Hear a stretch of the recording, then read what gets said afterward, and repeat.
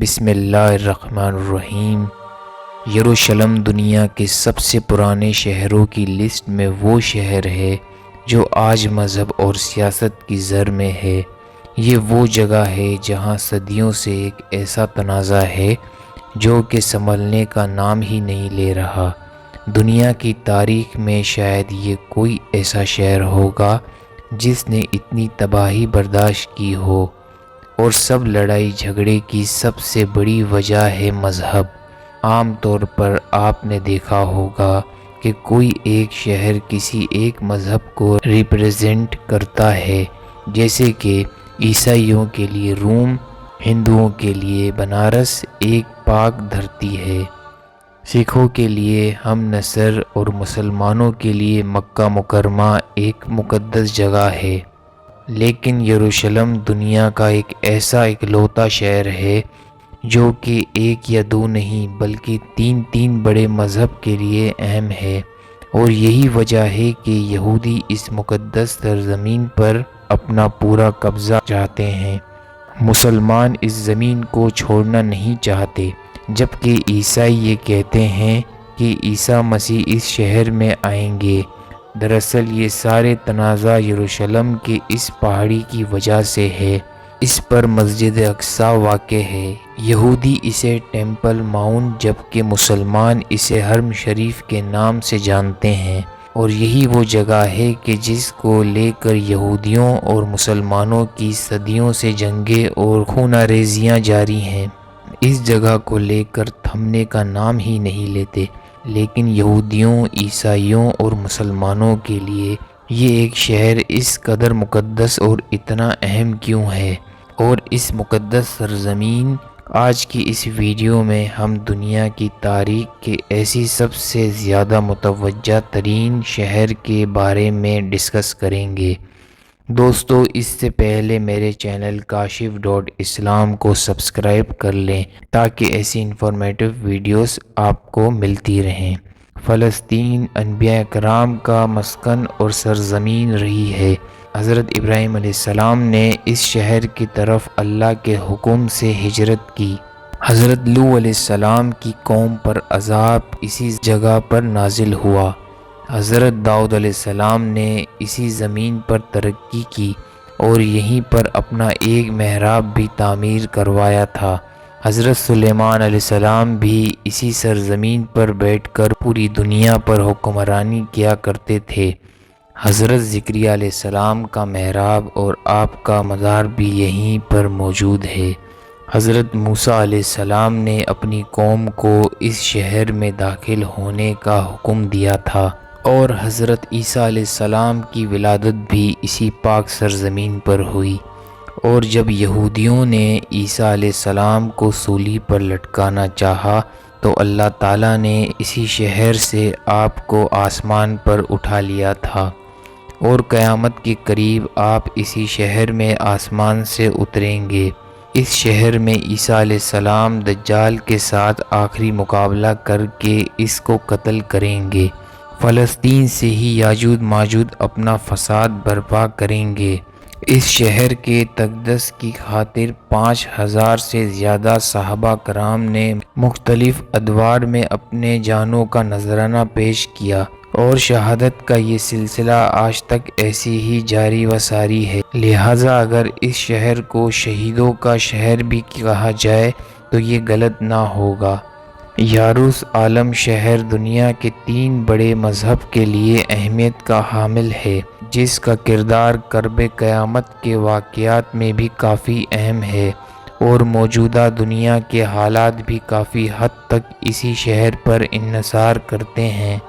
یہودی قوم کے مطابق یہ مقام ان کے مقدس ٹیمپل کی جگہ ہے، جہاں پر ان کی مقدس دیوار گریا بھی موجود ہے، اور اب تیسری مرتبہ یہودی اپنے ٹیمپل کی تیاری کے لیے یہاں پر جو جمع ہو رہے ہیں۔ یہودیوں کا کہنا ہے کہ یہی مقام ان کے مسیحا یعنی دجال کی آمد ہے، جہاں سے وہ ظاہر ہو کر پھر پوری دنیا پر حکمرانی کرے گا۔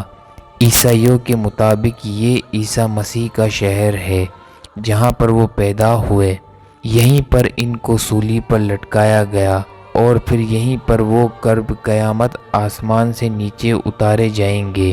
عیسائیوں کا مقدس ترین چرچ آف ہولیچر بھی اسی شہر کے اندر واقع ہے، جبکہ مسلمان اس مقدس شہر کو اپنے قبلہ اول کے طور پر جانتے ہیں۔ رسول اللہ صلی اللہ علیہ وسلم اپنے صحابہ کرام کے ساتھ ہجرت کے بعد 17 ماہ تک اسی شہر کی طرف رخ کر کے نماز ادا کرتے رہے۔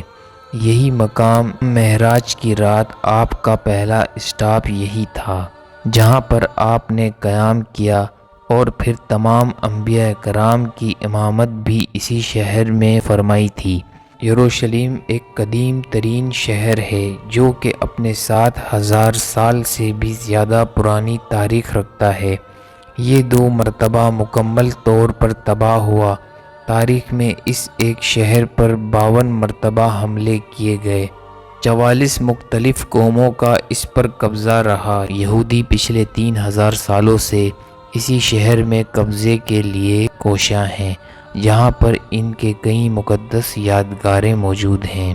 اسی شہر میں مقدس دیواریں، گریا ہیکل سلیمانی اور تابوت سکینہ بھی موجود تھے۔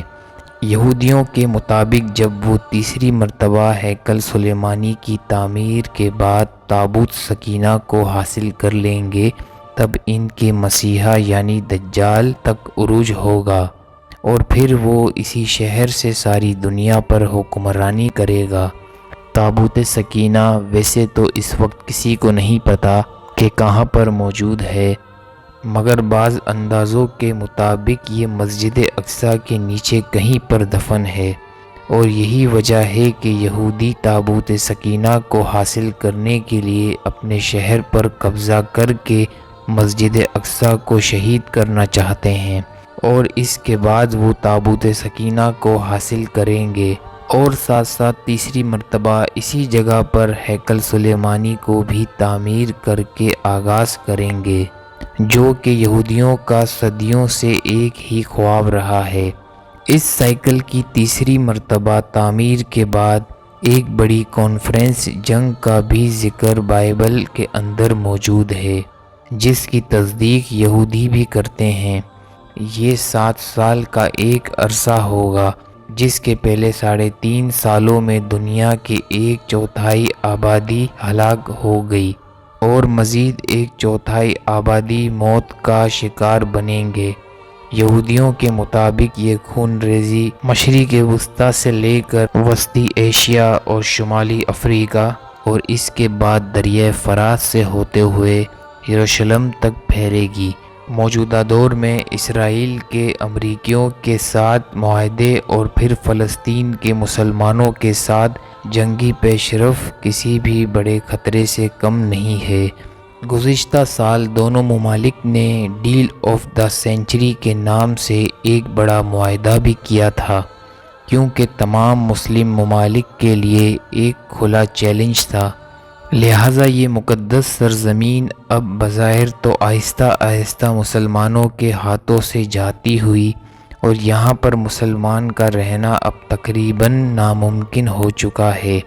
آج اسرائیل نے فلسطین کے بعض علاقوں پر پہلے ہی قبضہ کر رکھا ہے، اور شہر کو 2 حصوں میں بانٹ کر یہاں کے مسلمان اب ایک طریقے سے قید و بند کی زندگی گزارتے ہیں، اور اسرائیل جب یہ چاہتا ہے اپنی مرضی سے کسی بھی علاقے کے مسلمانوں کو مار کر اس پر بھی قبضہ کر لیتا ہے۔ یوں یروشلم کے حالات اور یہاں پر آئے دن جنگیں اور خونہ ریزیاں اب یہاں کے لوگوں کی روزمرہ زندگیوں کا ایک حصہ ہے۔ لیکن دنیا کے 57 مسلم ممالک اور 1.5 ارب مسلمانوں نے نہ تو کبھی ان مظلوموں کی مدد کرنے کی کوشش کی، اور نہ ہی کبھی ان کے حق میں کچھ کہنے کی ہمت کرتے ہیں۔